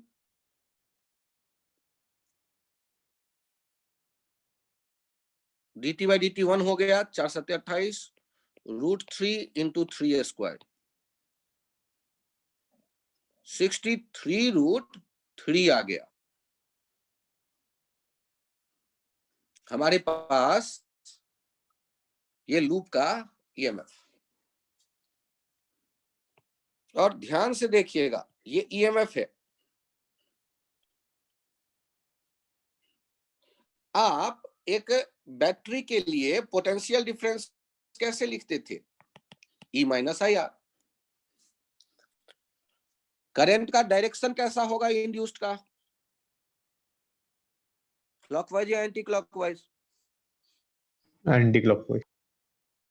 क्योंकि लूप के भीतर एरिया से गुजरने वाले इनवर्ड लाइन टाइम के साथ बढ़ रहे हैं, उनको कम करने के लिए आउटवर्ड जनरेट करना है। आउटवर्ड जनरेट करने के लिए आई इंड्यूस्ड ऐसा होने वाला है, आई इंड्यूस्ड ऐसा होने वाला है। अब यदि मैं Vp माइनस VQ लिख रहा हूं तो देखिए क्या लिखेंगे। Vp माइनस VQ जो होगा, ये E कितना होगा उस आर्म के लिए, चूंकि तीनों आर्म एक जैसे हैं तो लूप का जितना है उसका 1/3 कर दो, माइनस आई। अब देखिए लूप में जो आई होगा, आई इंड्यूस्ड, वो कैसे लिखेंगे? E loop by R loop. Loop का रेजिस्टेंस कितना? तो 63√3 अपॉन 8, 5 2 7 1 8, 8। ये हमारे पास करंट पता है। E loop by 3 minus I R, I हो गया 63√3/8, और रेजिस्टेंस उस आर्म का कितना है? 2। फिर से देखिए, फिर से सोचिए कि जब हमसे कहा गया कि P और O के बीच का ईएमएफ कितना, P और O के बीच का ईएमएफ तो तीनों रॉड का कितना है? तो तीनों रॉड का एक जैसा होगा, एक जैसे लेंथ है, तो लेंथ के अलोंग आप देखते हैं ईएमएफ जो होता है वो लूप का हमने निकाल लिया है, तो वो एक लाइन लेंथ का होगा, लूप का 1/3। और जो ईएमएफ आ गया उसमें से आईआर घटा लेते हैं, तो वो हमें पता चल जाता है कि पोटेंशियल डिफरेंस कितना होगा P और O के बीच। एक्सक्यूज मी सर, हाँ बताइए। रेजिस्टेंस पूरे लूप का गलत नहीं आया? 15/8 आना चाहिए सर वो। अरे पूरे लूप का रेजिस्टेंस कितना है? सर 15/8 नहीं होगा वो दो सीरीज में, फिर 3 के साथ पैरेलल में, मतलब 5 के अच्छा, साथ। करंट किधर से किधर जा रही है ये देखना, तो तीनों से क्या अलग अलग करंट गुजर रहा है? ये करंट तीनों लूप से क्या अलग अलग गुजर रहा है, या एक ही करंट तीनों लूप में है, तीनों आर्म में है? सर एक ही है। तो एक ही करंट यदि तीनों आर्म में है तो इन तीनों रेजिस्टेंस को आप सीरीज में कहोगे या पैरेलल में कहोगे? सीरीज में हाँ सर। सीरीज में। और सीरीज का मतलब होता है 5 + 1 + 2। ओके। अब इस डिटेल में आप जब आ रहे हैं तो एक टर्म आ रहा है ईएमएफ और दूसरा टर्म आ रहा है पोटेंशियल डिफरेंस। यदि मैं इस लूप में कहीं कैंची से कट मार्क डाल दूं, कट कर दूं एक आर्म को कहीं पे भी, तो ईएमएफ पोटेंशियल डिफरेंस के बराबर आएगा। सर आप कैसे कह सकते हो? अरे यार, ईएमएफ पोटेंशियल डिफरेंस के बराबर कैसे आएगा? तो अकल लगा लो ना कि जब करंट है ही नहीं तो आईआर वाला पार्ट 0 हो जाएगा, तो ईएमएफ के बराबर आ जाएगा। तो लूप का जितना ईएमएफ होगा उसका 1/3 करोगे तो किसी एक आर्म का जो ईएमएफ है वही उस एक आर्म का पोटेंशियल डिफरेंस होगा। सर तो क्या आपने जो P और O के बीच का पोटेंशियल डिफरेंस बताया तो O और Q के बीच का बदल जाएगा? हाँ यार, वहां का इंटरनल रेजिस्टेंस अलग है। O और Q के बीच का यदि आप देख रहे हो तो O और Q के बीच का कैसे लिखोगे? VO माइनस VQ यदि लिख रहे हो तो E लूप जो भी है उसको 1/3 कर दो, माइनस I जो भी है 63√3/8, और उसको R कितना दिया गया है? OQ वाला R दिया गया है 5 से मल्टीप्लाई कर लो। तो आप किसी भी टुकड़े के पोटेंशियल डिफरेंस को लिखना चाहते हैं तो ये रास्ता फॉलो करना पड़ेगा। सर एक बार दोबारा पोटेंशियल डिफरेंस बता दो सर, ये बिल्कुल सामने। अच्छा, ये जो आप लिखते हो d5/dt वो क्या देता है? सर ये देता है ईएमएफ देता है ना। तो पोटेंशियल डिफरेंस किसी बैटरी का कैसे लिखते थे? जो रॉड का रेजिस्टेंस होता था उसको क्या कह देते थे? इंड्यूस्ड ईएमएफ वाला जो बैटरी बनता था उसका इंटरनल रेजिस्टेंस कह देते थे। याद करो सर, क्या याद करूं? एक एग्जांपल देखो ना, यदि तुमसे मैंने कहा कि ये रेल है रेजिस्टेंस लेस, ये है रेजिस्टेंस आर, ये रॉड दिख रहा है मेटालिक जो v स्पीड से जा रहा है और यहाँ b कांस्टेंट दिख रहा है, तो आपको इस रॉड में ईएमएफ कितना दिखता था? मोशनल ईएमएफ BLV, और रॉड का रेजिस्टेंस ऑफ रॉड R कहा गया, रेजिस्टेंस ऑफ रॉड। तो मैं क्या कहता था कि यहाँ पर लूप के बड़ा होने से उसमें आउटवर्ड वाले लाइन बढ़ रहे हैं, तो उसको कम करने के लिए इनवर्ट करंट का डायरेक्शन लूप में क्या होना चाहिए? क्लॉकवाइज। तो लूप को क्या कहता था मैं कि उसको बैटरी में बदल दो, और इसका ईएमएफ लिखते थे BLV और कॉमा लिखते थे R, और अब जो करंट इंड्यूस्ड वाला देखते थे वो करंट का वैल्यू कैसे लिखते थे? I इंड्यूस्ड का वैल्यू कैसे लिखते थे? E/R + R। और यदि कोई P से Q के रॉड के पोटेंशियल डिफरेंस पूछते, VPQ कितना होगा, तो क्या लिखते थे? E - IR। अरे आया समझ में या नहीं आया? यस सर, आ गया। तो आप जो अभी देख रहे थे कि ट्रायंगल है और ट्रायंगल में लूप का आपको ईएमएफ पता चल गया, तो एक रॉड का ईएमएफ पता चल गया, लूप का करंट पता चल गया, और लूप का करंट पता चल गया, तो PQ के बीच का पोटेंशियल डिफरेंस पता चल गया, VPQ पता चल गया, उसी तरह VOQ पता चल गया, उसी तरह VQP पता चल जाएगा, VOQ पता चल गया। यहां से यहां का देखोगे तो VPQ पता चल जाएगा। क्या लिख रहे थे? E loop by 3 minus I into R। R कितना? PQ के लिए 1 है।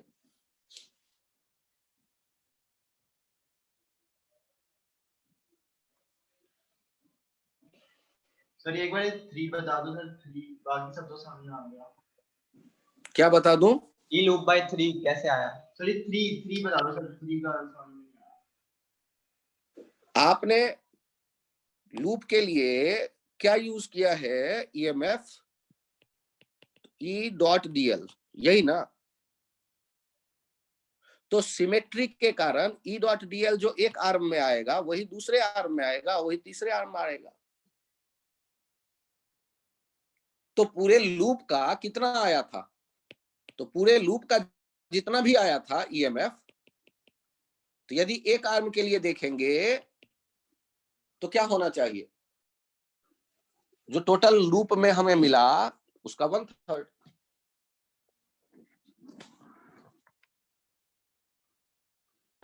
आ गया सर, आ गया।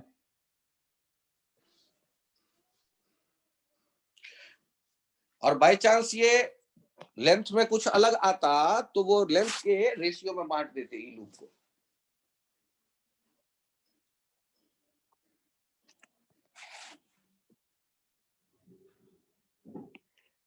एक टर्म था आपके पास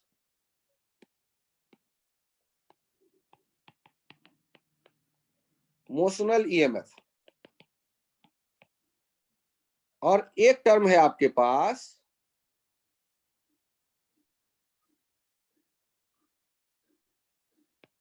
EMF due to E non conservative.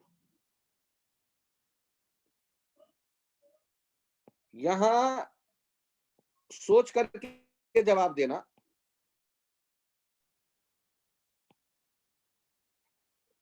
ये v स्पीड से जा रहा होता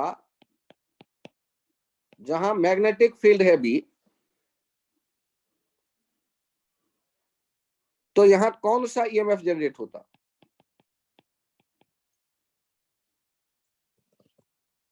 सर मोशनल। Motional EMF. और यहां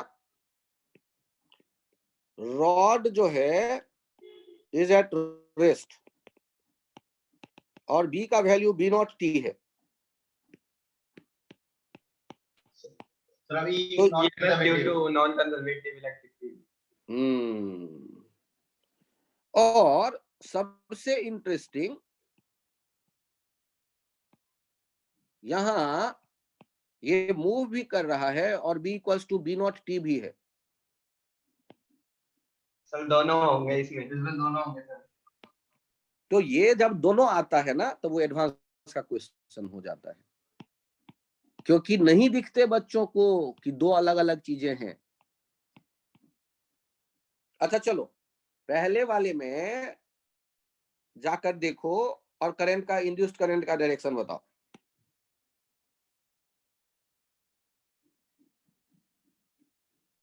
अरे पहला मतलब ये, दूसरा मतलब ये और तीसरा मतलब ये। पहले वाले में इंड्यूस्ड करंट का डायरेक्शन बताओ, क्लॉकवाइज या एंटी क्लॉकवाइज? क्लॉकवाइज। लूप के बड़े होने पर आउटवर्ड वाले लाइन ज्यादा होते गए, इंड्यूस्ड करंट उसको कम करना चाहेगा, इनवर्ड जनरेट करेगा क्लॉकवाइज, तो आपको क्लॉकवाइज दिख गया, ये कहते हैं I1। दूसरे वाले में बताओ। क्लॉकवाइज। क्लॉकवाइज। दूसरे वाले में क्लॉकवाइज, ये I2 देखो। और अब तीसरे वाले में बताओ। Sir clockwise. Clockwise। ओए गजब, कैसे पता चला क्लॉकवाइज? बढ़ ही रहा है तो वो। यहां जो I निकालोगे, ये I कैसे पता चलेगा? तो दो अलग अलग घटनाओं को अलग अलग एनालाइज करना चित्र बना के, और दोनों के डायरेक्शन आंखों को खोलकर देखना। यदि एक ही जैसे हैं तो ऐड करना, अपोजिट डायरेक्शन होते तो सब्सट्रैक्ट कर देते, सुपरपोजिशन प्रिंसिपल अप्लाई करते। एक इवेंट एक बार में सोचते, करंट ढूंढते, I1 क्या हो जाता? BLV by R। यदि ये सारे LL लेंथ कहते तो यहां पर एरिया हो जाता, I2 जो लिखते वो लिखते D B not T L square by DT upon R। ये B not L square by R। देख रहे हो, ध्यान से देखना। ये हो जाता B not T LV by R, और ये हो गया B not L square by R, और इन दोनों को यहाँ इकट्ठा कर देते तो I निकल आता। यदि रॉड का भी लेंथ L होता और ये लेंथ भी अभी L होता, ये भी लेंथ L होता, स्क्वायर एक दिख जाते, वो दिया गया होता जो भी है। ये दो अलग अलग इवेंट को पहले सीखना और फिर उनको सुपर इम्पोज करने के बारे में सोचना। सर ये तो टाइम डिपेंडेंट होगा। अरे निश्चित रूप से टाइम डिपेंडेंट होगा। एक खास इंस्टेंट पे, जिस इंस्टेंट का ये चित्र है, यदि ये t इक्वल्स टू 2 सेकेंड का चित्र है,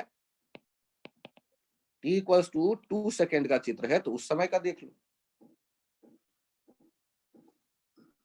और किसी टाइम पे फिर और कोई वैल्यू आएगा।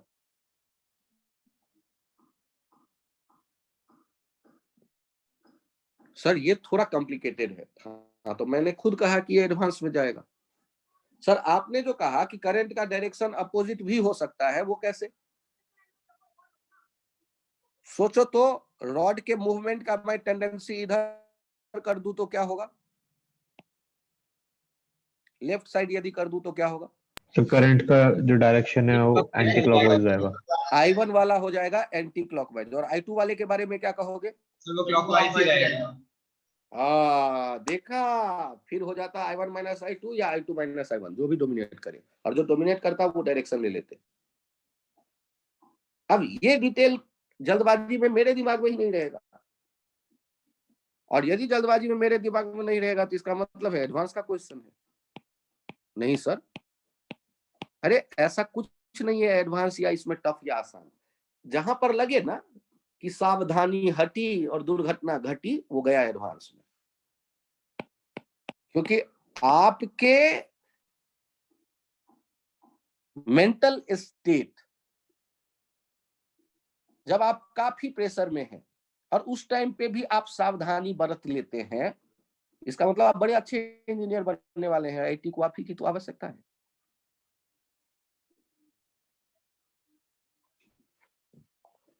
आईआईटी के एग्जाम के टाइम पे उतना प्रेशर, और उसमें भी आप ये छोटे छोटे आइडियाज को देख लेते हो, गलती नहीं होती, डायरेक्शन सोचते हो, सुपर पोजिशन सोचते हो, दो दो घटनाएं हैं दिमाग में आता है आपके, तो इससे अच्छे बच्चे कहाँ मिलेंगे आईआईटी को।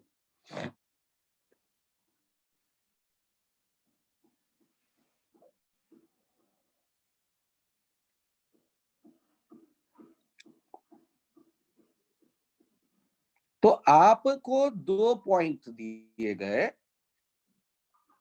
एक तो मोशन के कारण और एक नॉन कंजर्वेटिव फील्ड उस जगह आएगा, याद रखना फिर से, जहां मैग्नेटिक फील्ड वेरी कर रहा है। यदि मैग्नेटिक फील्ड कांस्टेंट है तो वहां नॉन कंजर्वेटिव फील्ड वाला आइडिया नहीं सोचेंगे हम।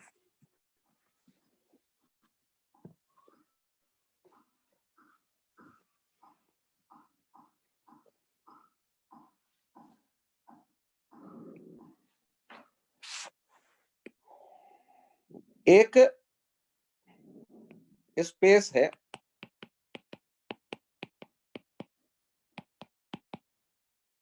जिसमें बी का वैल्यू जो है वो कांस्टेंट है, और एक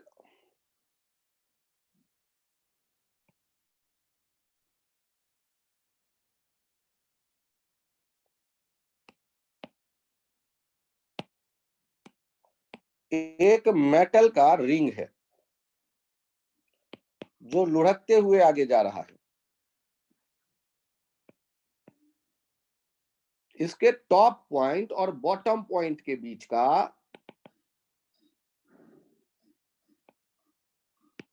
पोटेंशियल डिफरेंस मैं देखना चाहता हूं।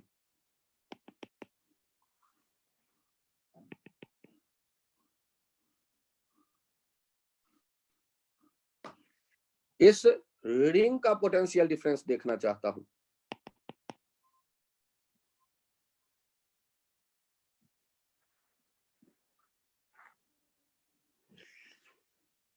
मुझे ये बताओ कि फ्लक्स जब रिंग का देखेंगे तो वो कितना आएगा, B into pi R square, यदि आर रेडियस का ये रिंग है तो। और ये दिख रहा है कांस्टेंट, तो D phi ring by D T क्या हो गया, 0।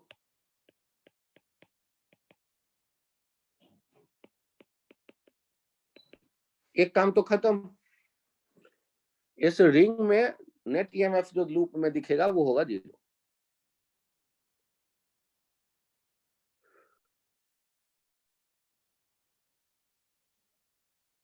लेकिन यदि टॉप पॉइंट और बॉटम पॉइंट के बारे में सोचा जाए तो पोटेंशियल डिफरेंस होगा या नहीं होगा पे विचार करना है।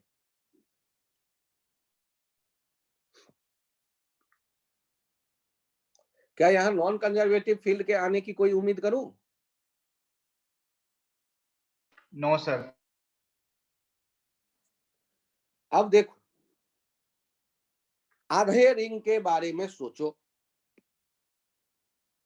ये जो आधा रिंग है, ये आधा रिंग के बदले यदि एक रॉड रहता 2r लेंथ का और ये भी स्पीड से जाता, तो यहाँ ईएमएफ जनरेट होता या नहीं जनरेट होता? सर होता सर, मोशनल ईएमएफ। और उस ईएमएफ का वैल्यू क्या लिखते हैं आप? Sir BLV. B 2rv। Yes sir. और उसका लोअर और हायर टर्मिनल, लोअर और हायर पोटेंशियल कौन सा होता? तो V क्रॉस B देखो, V की तरफ राइट हैंड के फिंगर्स को रखो, हथेली प्लेन, थंब को रॉड के पैरेलल, सर और फिंगर को नीचे कर्ल करोगे तो 1 मिनट, ये V क्रॉस B से डायरेक्शन आया P की तरफ, और आपने इलेक्ट्रॉन पे लगने वाला फोर्स सोचा तो वो चला आया Q की तरफ। तो यहाँ लोअर पोटेंशियल होता और यहाँ हायर पोटेंशियल होता। फिर से देखो V क्रॉस B, यदि पॉजिटिव चार्ज के मूवमेंट को सोचोगे तो P पे जाके जमा हो जाएगा, लेकिन रॉड में पॉजिटिव है नहीं, फ्री इलेक्ट्रॉन है। फ्री इलेक्ट्रॉन इलेक्ट्रिक फील्ड जो फोर्स दिख रहा है V क्रॉस B, तो minus Q V cross B हो जाएगा उसके अपोजिट, तो Q पे चला आया माइनस। तो इसका मतलब यहाँ एक बैटरी आपको दिखने लगा, यहाँ एक बैटरी दिखने लगा आपको, और इस बैटरी के ऊपर है पॉजिटिव टर्मिनल और नीचे है नेगेटिव टर्मिनल, और उसका ईएमएफ जो है वही है PQ। और अब याद करो कि इसके आधे लेफ्ट साइड वाला जो होगा उसमें भी एक बैटरी बना, और चूंकि दोनों बैटरी के पॉजिटिव टर्मिनल एक ही तरफ है, तो उनके लिए भी ये दोनों P ऊपर हायर और लोअर नीचे। तो इस लूप में टोटल ईएमएफ जो होगा वो 0 हो गया, लेकिन P वाला हायर पोटेंशियल पे होगा और Q वाला लोअर पोटेंशियल पे होगा। ये दोनों बैटरी एक दूसरे के दुश्मन की तरह है इस लूप में, देखो ना प्लस प्लस टकरा रहे हैं। तो इस लूप में जो है लूप का ईएमएफ पूछेगा कोई, तो लूप रूल अप्लाई करके देखो, एक लिखोगे -E, दूसरा लिखोगे +E, नेट होके हो 0। लेकिन यदि P और Q के बीच का पोटेंशियल डिफरेंस कोई कहे तो वो कितना हो जाएगा? V2RB। V2RB।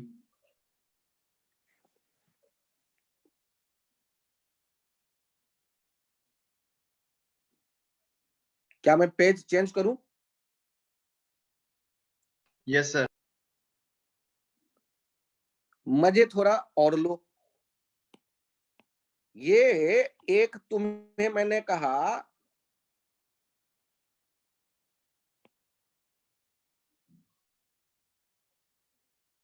ये R1 रेडियस का और ये R2 रेडियस का मैग्नेटिक फील्ड इमेजिन कर लो।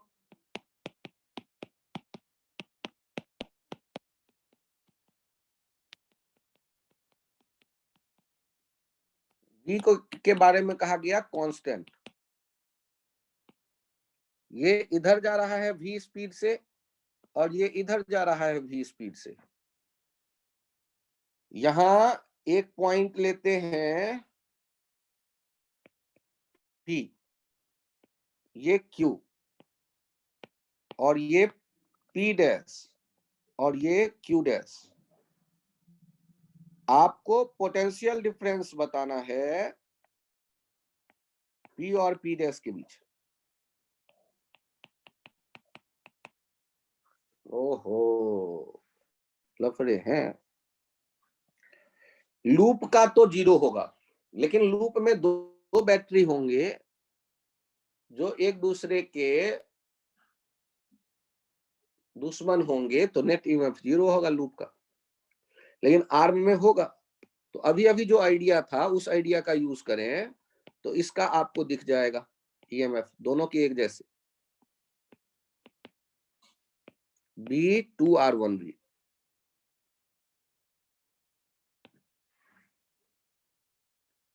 और यदि P डैश और Q डैश के बारे में बात करें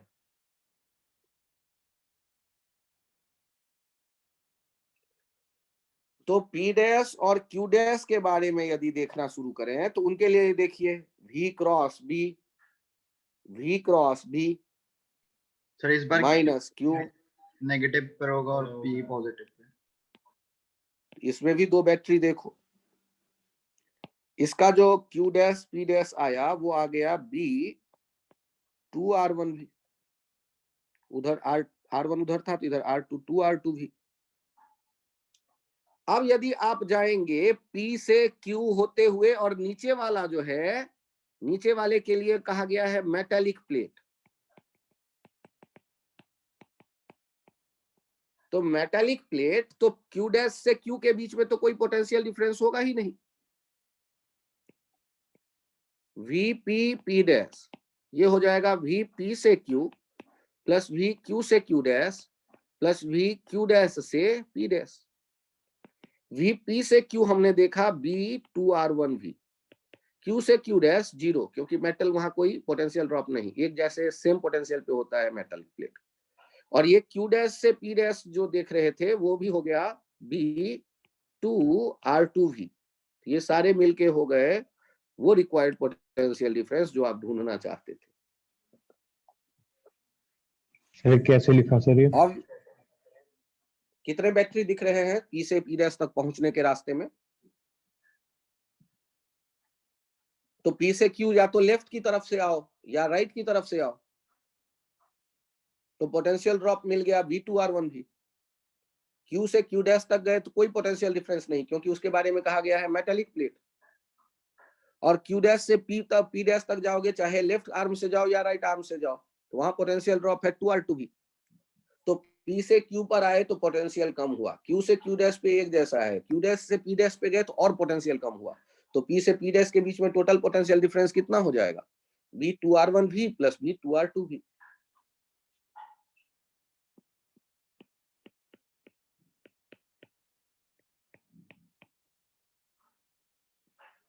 सर मेरे समझ में ये नहीं आया। एक काम करो, यहां देखो तो ये है 10 वोल्ट का बैटरी और ये है 6 वोल्ट का बैटरी। मुझे बताओ VP से P डैश के बीच में कितना पोटेंशियल डिफरेंस तुम्हें दिख रहा है?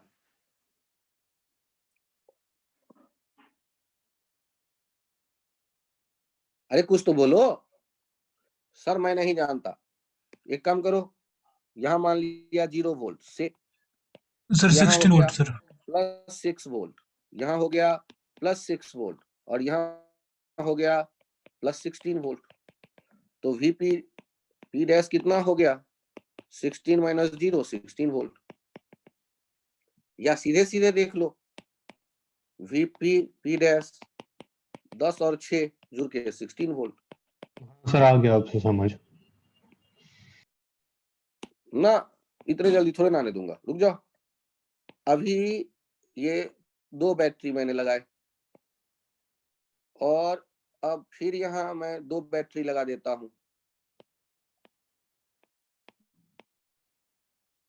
अब देखना, ये P और ये P dash 8 volt 8 volt 5 volt 5 volt. और अब बताओ तो सर 13। P डैश कितना होगा?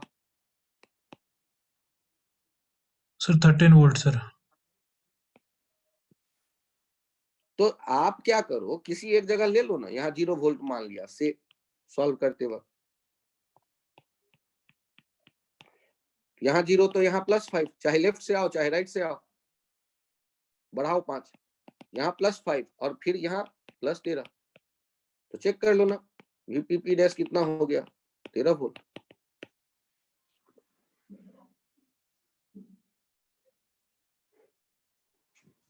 तो यदि आपसे कहा गया था कि एक मेटालिक प्लेट है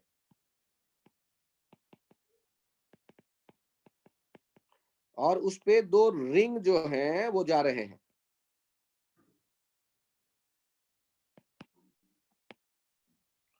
और यहाँ यहाँ मैग्नेटिक फील्ड एग्जिस्ट कर रहा है,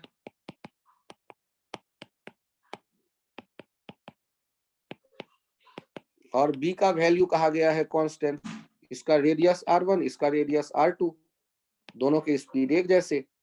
और आपने यहाँ देखा P और यहाँ देखा P डैश, यहाँ Q डैश, और तब आपसे कहा गया P और P डैश के बीच का पोटेंशियल डिफरेंस बताओ। तो सबसे पहले आधे रिंग का लेफ्ट साइड देखा, आधे रिंग का V क्रॉस B, आधे रिंग का ये PQ वाले, तो यहाँ पर दिख गया B2R1V B2R1V। यहां भी दिखा आपको B2R2V। तो अब आपसे कोई कहता है PP डैश कितना, तो कैसे लिखेंगे? तो B2R1V प्लस B2R2V।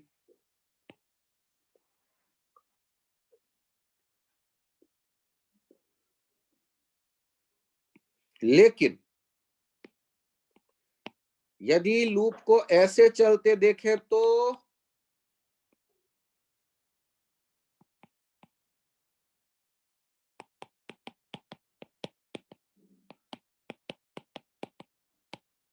बी तो जीरो हो कांस्टेंट, जाएगा फिर। वो Zero बालक रेडियस क्या एक जैसा दिख रहा है? तो नहीं मतलब माइनस में आ जाएगा बीच में। हाँ, तो ये बोलोगे तो ठीक लगेगा ना मुझे सुनने में। अब यदि मैं कहता हूं P Q Q dash P dash और फिर आपसे कहता हूं P P P डैश, बताओ कितना होगा? तो सॉल्व करते वक्त पहले दो बैटरी को इमेजिन करो, फिर दो बैटरी इमेजिन करो, B 2R2V B 2R1V, तो VP P डैश हो जाएगा B 2R1V minus B 2R2V।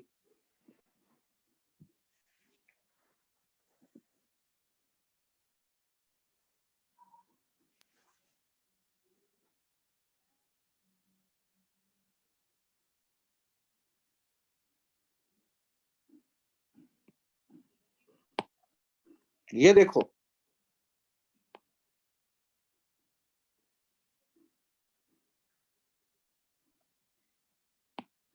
ये रिंग है, V स्पीड से जा रहा है, रेल को टच करता हुआ। रेल में कोई रेजिस्टेंस नहीं और रिंग में कोई रेजिस्टेंस नहीं। आपको आई इंड्यूस्ड बताना है।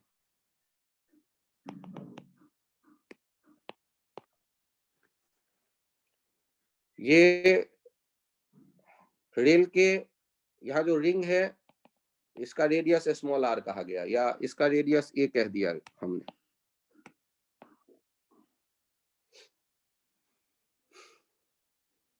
तो यहाँ बैटरी बनेगा एक या दो, और उसका हायर पोटेंशियल किधर होगा, लेफ्ट में या राइट में?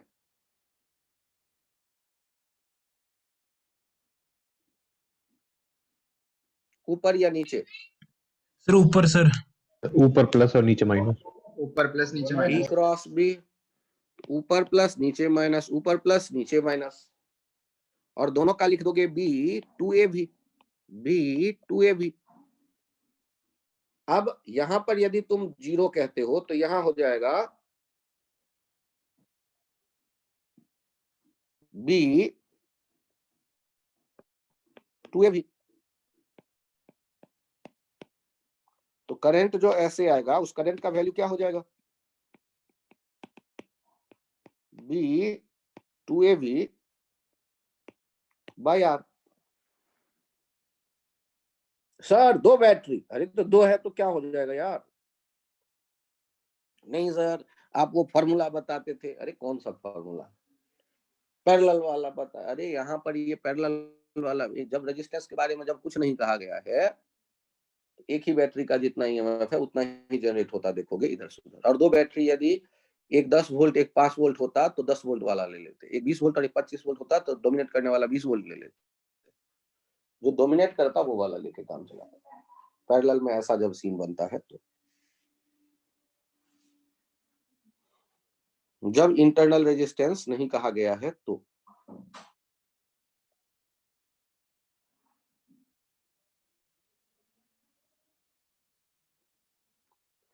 एक जैसे इंटरनल रेजिस्टेंस वाले यदि दो होते हैं तो ईएमएफ तो वही होता है जो किसी एक का है।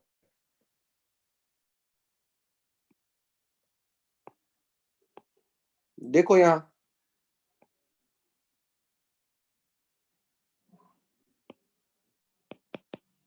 रिंग रेजिस्टेंस है 4 ओम, ये है 9 ओम, बी है 6 टेस्ला,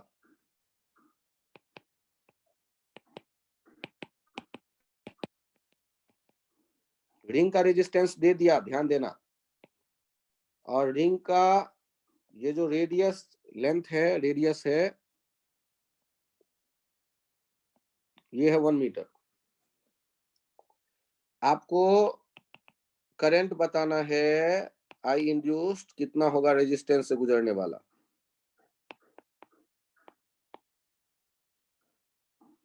जबकि ये रिंग आगे जा रहा है 3 मीटर पर सेकंड के स्पीड से।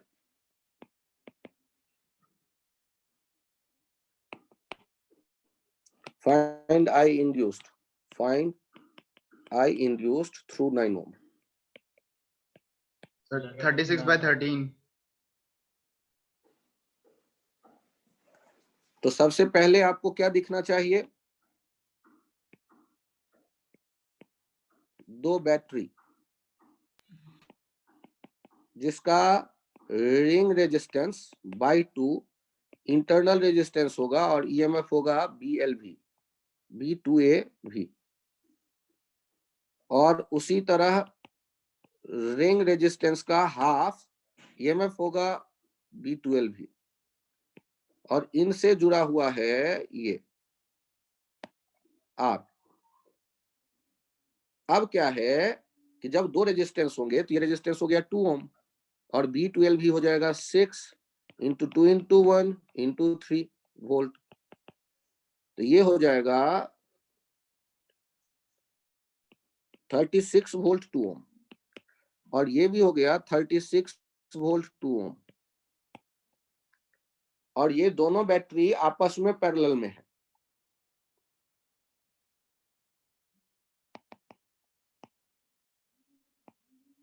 तो आपस में पैरेलल में है तो यहां पर हम एक और नया डायग्राम बनाएंगे। इक्विवेलेंट एक बैटरी देखेंगे तो ये तो 36 वोल्ट ही रहेगा, और 2 इंटू 2/2 प्लस 2 दैट इज 1 ओम। ये 9 ओम यहां दिख रहा है, तो करंट का वैल्यू कितना हो जाएगा? 36/11। 36/10 एम्पियर। 36/10 होगा सर, ठीक।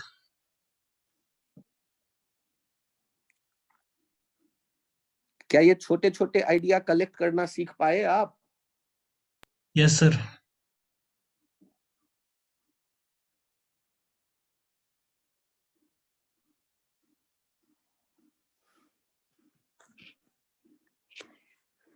वृंदा एक बार और समझाऊं इसे? नो सर आ गया। रचित, आ गया सर। वेदांत, Sir, once more, sir.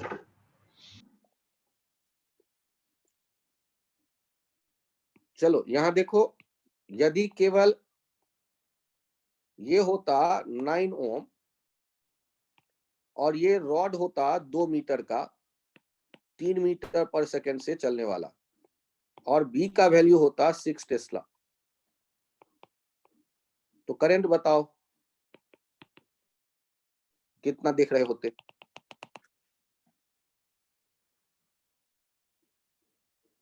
तो ये हो जाता 9 और यहाँ एक बैटरी हो जाता।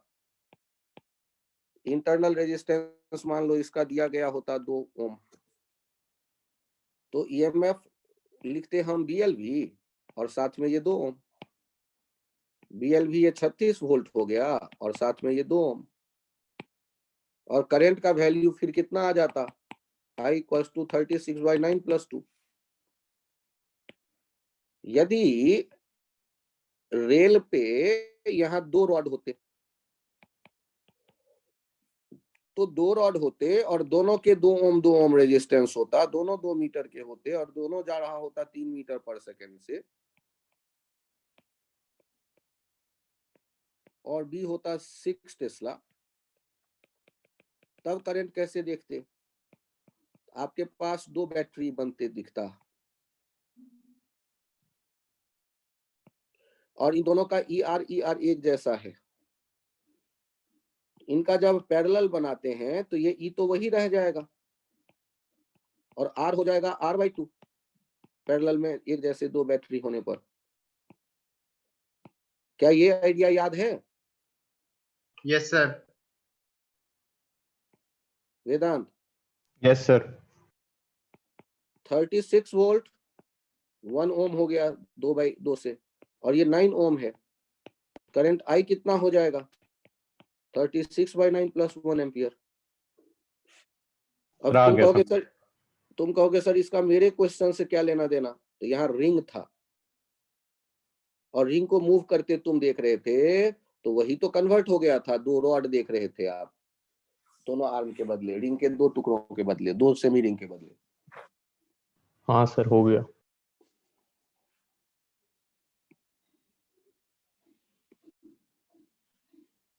यदि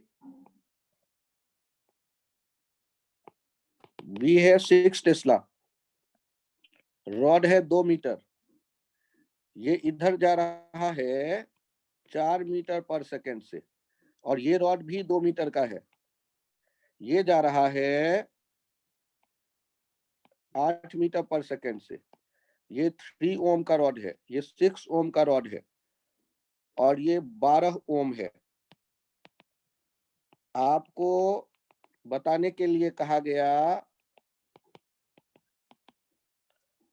फाइंड आई इंड्यूस्ड थ्रू 12 ओम।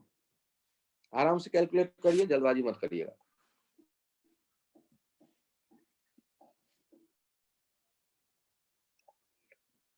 दो मीटर का रॉड है, एक लेफ्ट की तरफ जा रहा है, एक राइट की तरफ। एक 6 ओम का है, एक 3 ओम का है। लेफ्ट वाले का स्पीड 4 मीटर पर सेकंड, राइट वाले का स्पीड 8 मीटर पर सेकंड।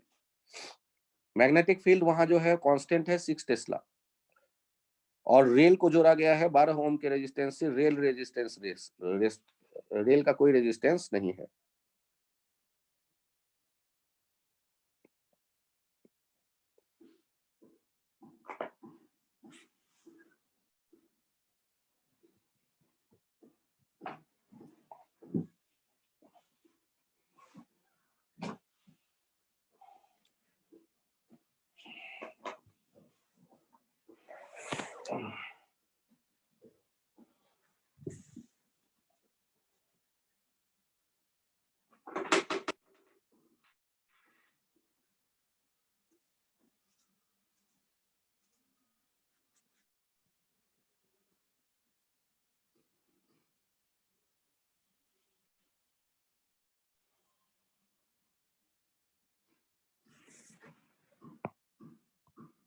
सर आई आ रहा है सर 24/7 एम्पियर सर।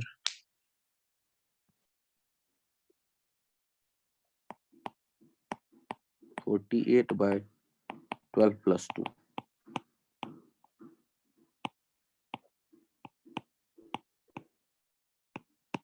24/7 एम्पियर। यहां हमने क्या किया कि 2 रॉड देखे, दोनों के बैटरी बनाई, दोनों के पोलैरिटी देखा, दोनों का इंटरनल रेजिस्टेंस देखा, फिर इनके इफेक्टिव इकट्ठा किए। E1/E2 plus R, E1/R1 plus E2/R2 upon 1/R1 plus 1/R2। ये EMF देखा पहले, और फिर इंटरनल रेजिस्टेंस पैरेलल में 6 × 3/6 प्लस 3 2 ओम। तो ये 48 वोल्ट 2 ओम में कन्वर्ट हो गया। और उसके बाद फिर हमने, और वहां जो 2 बैटरी थे उनकी पोलैरिटी पैरेलल में अलग अलग होने के कारण मैंने जिधर डोमिनेट करने वाला माना है उस तरफ वाले को प्लस ई लिया है और अपोजिट वाले को माइनस ई लिया है, वो ध्यान दीजिएगा। और उसके बाद करंट निकल करके चला है।